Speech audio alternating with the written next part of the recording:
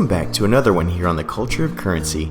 Today we will be continuing our efforts to rate and review all of the coins in my collection to our 60-point scale. Although we have been close, we hope that one day we will find that perfect coin. Our current leader is the 2019 Chiwoo of South Korea with a total score of 58 out of 60. Today we bring you another Caribbean coin in the 1-ounce silver parrot of Dominica. To be more accurate, this is not any parrot, but the Sisserou Parrot that adorns this coin. As you can see by the picture, this is a pretty bird and happens to be the national bird of Dominica. Before we get to this coin, we must understand Dominica so that we know the cultural value this coin displays in any collection and can see the value beyond the 1-ounce going price of silver. As many of you know, Dominica is a beautiful Caribbean island, but what you may not know is Dominica and the Dominican Republic are not the same place. Here's the difference you can see on a map. Dominica is part of the Lesser Antilles, which is the chain of islands that extends from South America up to Puerto Rico, and the Dominican Republic is on the other side of Puerto Rico next to Haiti. Now that we've cleared that up, let's talk about Dominica.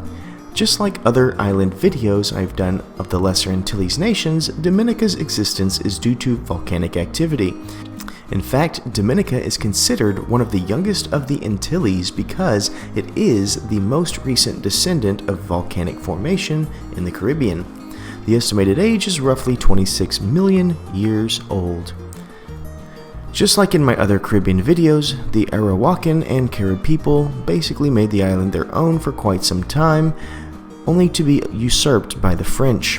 Originally, the Spanish were the ones who noticed the island, but when Columbus sailed under the Spanish banner, they were unsuccessful in their colonization attempts. From 1642 to 50, a French missionary frequented the island named Raymond Breton, who was an excellent linguist. It is my understanding that Breton's work helped the island avoid initial colonization from France, who actually in 1660 declared it a neutral zone for the Carib people. Historians believe that around 1690, the likes of Britain and France could no longer pass up the natural resources of the island and settled a small area for the timber trade. The French woodsmen are said to have named the island Dominican at this point and routed laborers in the form of slaves from Africa.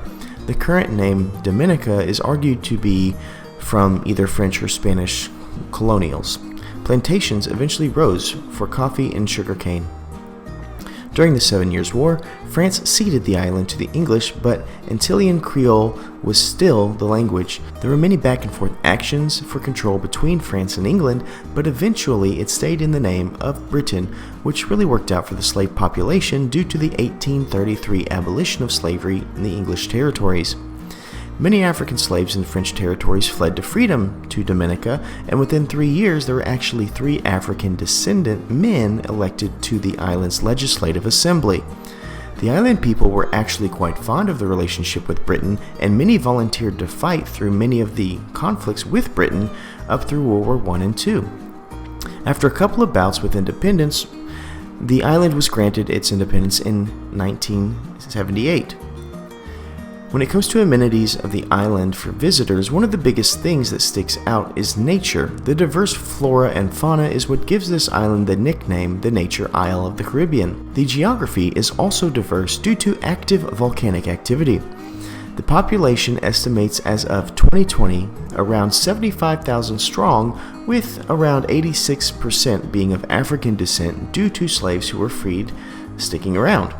English is the official language, but French patois is also heard. The island is ran by a parliamentary republic and follows common law based on the English model. When we look at the flag, we see green with a cross with 3 bands which represent the Trinity.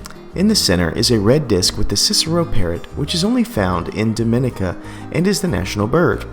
You will also see the 10-pointed star, which pays homage to the 10 parishes of Dominica. Green is a symbol for vegetation. Yellow denotes sunshine. Black stands for the population of African descent citizens. The red disc stands for social justice, and the white stands for the rivers, waterfalls, and purity of aspirations. The economy of Dominica has thrived on bananas and citrus, but trends are more and more leaning towards tourism. The per capita GDP, or how much the average family makes in a year, is $11,000, showing us that this is an agricultural-centered nation. This ranks 136th highest of all nations. It is believed that 40% of the labor force is in the agricultural industry and has its biggest export partner in Saudi Arabia, who claims a little over 42% of the island's exports. Now that you know a little bit more about the island, let's talk about the coin and see how it relates to the island's heritage and culture, as well as its place in our 60-point scale. When we look at the front of the coin, we have a very recognizable setting.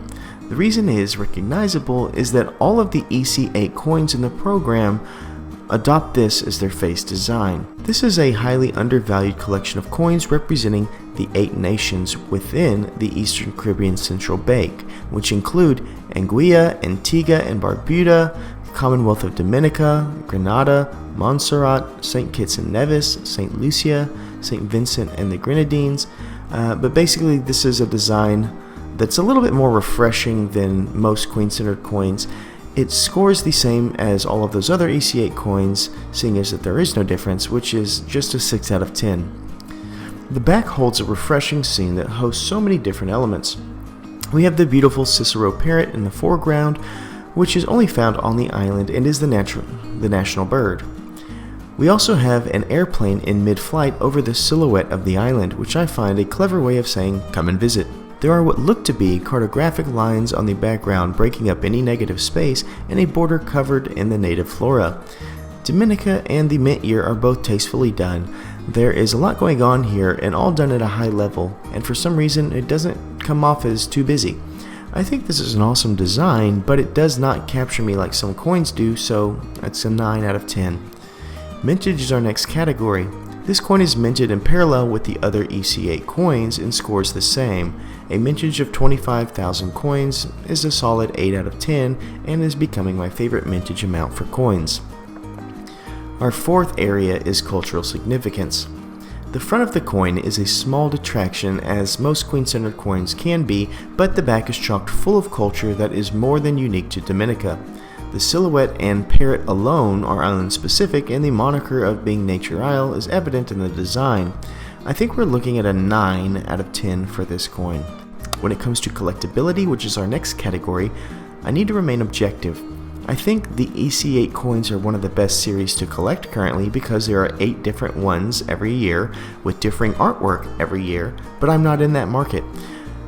These are desirable, but not as a Queen's Beast would be, so as much as I like these coins and the low mintage and unique artwork are awesome, I think it deserves a 7 out of 10. Our last area is uniqueness. This is a coin that hosts a front that is found in 8 other coins. A small detraction therefore is granted. The back, however, is one of the most unique I've ever seen, so I must score that a 9. This brings our total score to 48 out of 60, which is more than respectable and ties the score with the Snake Privy Britannia, the Cayman Islands Marlin, the Cheetah of Cameroon, the Samurai of Fiji, and the Australian Koala. Not bad for a little bird. Thank you for watching, and please remember to stay classy and current with the culture of currency.